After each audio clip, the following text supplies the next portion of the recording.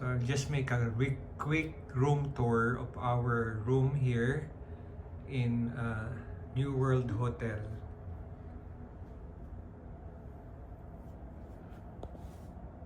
Okay, so this is the toilet. Okay, it's brown and beige. It's quite big. This is actually a newly renovated room according to the reception. So there's the shower area. Yan yung shower area niya.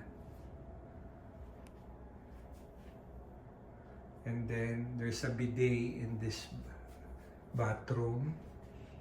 Big mirror. And then there's a bathtub here also.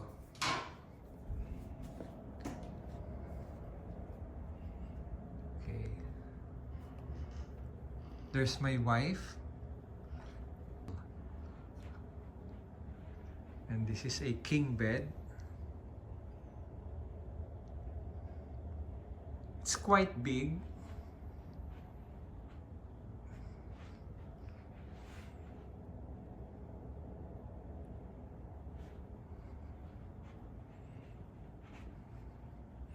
There's a beautiful painting here.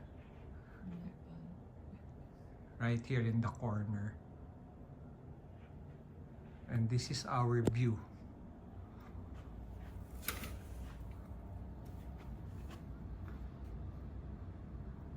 We are at the 17th floor.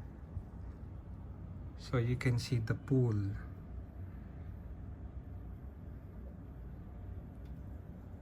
Are there people swimming right now? Yes.